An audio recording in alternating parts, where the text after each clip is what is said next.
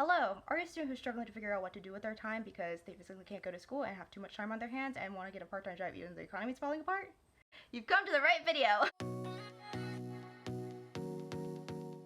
Hello potatoes, it's Cato Potato and welcome back to another video. Most recent update in my life right now is the fact that I got a part-time job, and so I thought I would talk about how you can land a part-time job, but I will be sprinkling in some tips on how you can do that during a pandemic as well. I feel like I should put a disclaimer. Obviously, because of the pandemic, this video isn't going to be suited for everyone. If you or someone you know and you're living with is immunocompromised, obviously I would suggest not getting a part-time job because you do have a higher risk, and I would say that there are also specific reasons that you should get a part-time job, and trying to figure out whether getting a job is right for you and if you're ready for a part-time job is also important, and I'll get into that. I guess my certifications are, I used to have a part-time job. I worked at a hot dog shop from August of last year, like 2019, up until March of 2020, and the reason why I had to stop that job was because of COVID, unfortunately. I'm currently working at a bakery slash cafe. Along with landing the two jobs that I've had so far as a high school student, I have also taken, I want to say, like 3 courses on being career ready. I have been up to date on a lot of the general laws and regulations and the standards of how to acquire a job, and so I think, you know, I should be pretty okay talking about this. But then again, I am not certified in any way. I do not have, you know, a license or a degree or any of that stuff. I've never even had like a full-time job, so I obviously can't speak for that.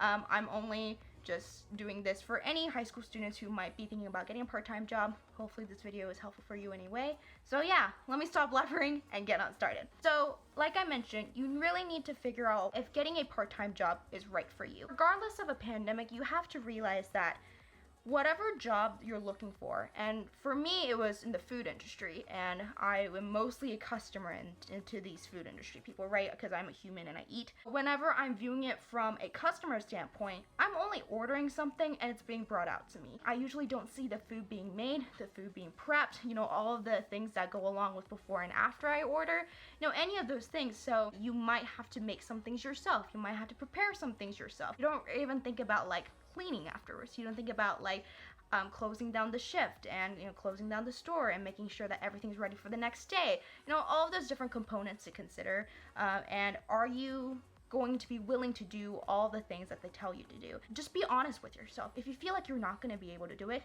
I don't think a part-time job is necessarily fit for you. It doesn't have to become your entire life. Like, I'm not asking you to, you know, put like every single living hour every day into your part-time job, obviously, but I think that being mindful of the fact that you are going to have to put in effort and not just be like, I'm here, I'm working like 4-hour shifts and then I'm done, I'm good to go. It's not like that. Another thing to kind of note, especially during a pandemic, is can you be safe?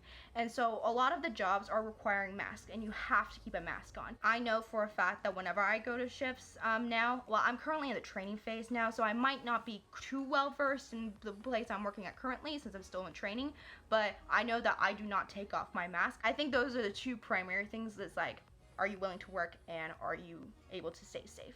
So those are the things you're thinking about when you're thinking about, hey, you know, before I even think about applying to a job or searching for a job, you know, am I cool with getting a job? Am I cool with what it all comes with? So now I decided that I do want a part-time job. I think I can stay safe. I am willing to work. Now you have to apply and get the job. So a lot of the places, whenever they're hiring, they'll either have a sign at their door or at the cash register or even on some of their showcases. You see your hiring sign. If there is someone who's there, like a manager or even an employee there, just let them know like, hey, I noticed that there's a hiring sign. I would love to work here.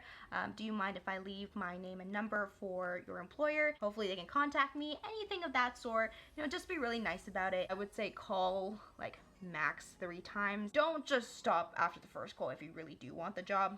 Make sure to be persistent. Resumes. So if you guys want me to make an entire video on resumes, I can do that. I would just honestly use those resume templates where you just list out everything instead of putting a description underneath.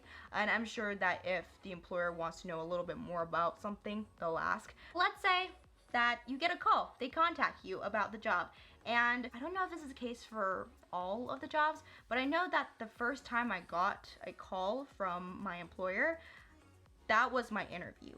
And some places they'll just tell you to come for an interview and that is their official interview. But for me, my interviews have both been over the phone, and so I didn't even know I was actually being interviewed. In general, for the interview, just be courteous, just be, respectful, and I think the biggest thing is to be honest. Especially in these interviews, they're gonna ask you like what days you can work or how many hours you can work in a week.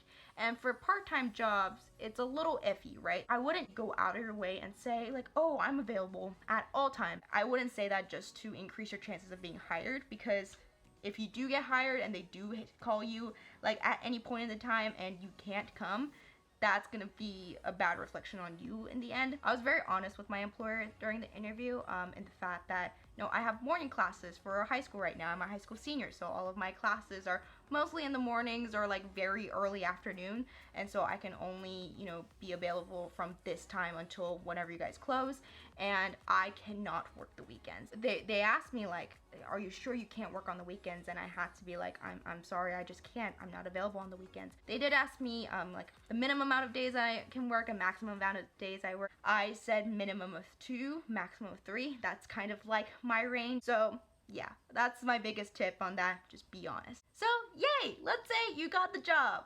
Now what do? You get the job, now you're in what you would call training phase. During training, it is your time to screw up as much as possible and not get in trouble. That's quite frankly the idea of training. And they would rather you mess up during training time rather than you mess up when you're actually an employee. So it's okay if you're not perfect the first time, and in fact, don't try to be perfect actually, because I know that I learn a lot more from mistakes. Yeah, messing up just makes you aware of those different things. If this is your first time working at a part-time job, you're probably not used to working for a business. If you try and be perfect and make sure you get every single nitty-gritty detail right, it slows you down.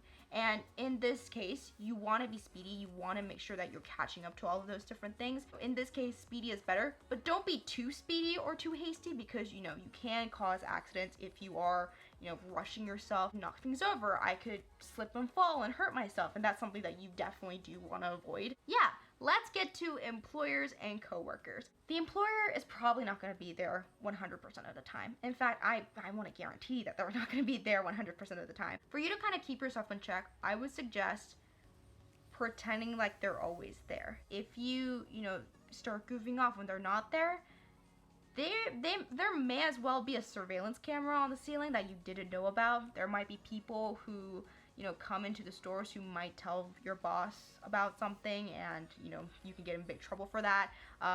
The boss could totally just like barge in at any moment. You have no idea. So just make sure that you're always doing the right thing and just be respectful. Those kind of things. So coworkers are gonna be like your make or break reason on whether you stay at the job or not. I know that at my old job, the lady that I worked with, I only worked with one person, and she was 2 to 3 times my age.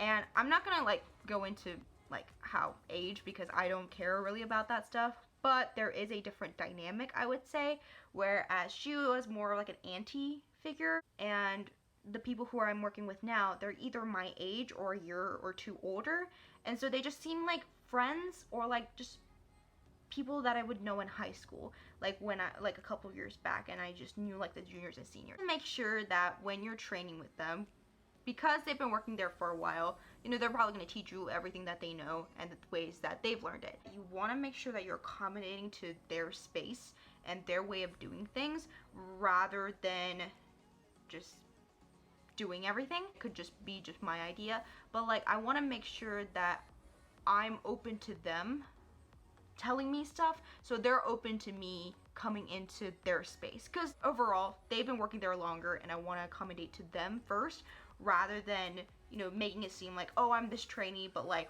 just like about to just take everything, because I don't know. It's friendly, and sometimes things can get embarrassing. No, it wouldn't be an advice with avocado video unless there was a segment all dedicated to Kato embarrassing themselves in front of people who they think they're cute. Anyways, let's get into some story time mode, shall we? So the second day of training, I believe, I was working with this guy, and he wanted me to work a cash register. And I noticed the bread that the customer's holding, so I clicked everything, and I, pressed done, and the cash register plopped open. And at my old job, the cash register was kind of slow, so you can kind of anticipate it, but I had no idea that it was just gonna boop out when it did, and so when it just booped out, I was like, ah! And so I was scared that it in turn scared the dude, I think, and the customer, and oh my gosh, that's probably one of my more embarrassing moments, like, recently. And don't get me wrong, I embarrass myself all the freaking time, but like, that was just, you know, being embarrassed, not a bad thing. It kind of like opens you up, and so it opens them up, almost like an icebreaker in a sense. So don't be worried about like embarrassing yourself, because again, going back to the training, it's okay to mess up. It's okay to, you know, be stirred up by a cash register. Hopefully that's not on my tombstone. So just kind of keep those things in mind. If you have a good relationship with your coworkers, you're most likely gonna be there for a little while because you enjoy spending time with them. That's all for this video. If you enjoyed this video, please make sure you give it a thumbs up and comment down below if you have any sort of questions or any sort of comments on some of the things I've said. If I misspoke about something, because, you know, I might have not covered the other types of part-time jobs that are out there, so, you know, just let me know about those kind of things. And yeah, overall, I've been really enjoying my job, and I think I'll be working this job for a little while, so fingers crossed. Let's hope I don't get fired. I don't think I will. I hope not. I'll keep you guys updated. So yeah, hope you have a great day. Wishing you the best as always. Cato, rolling on out.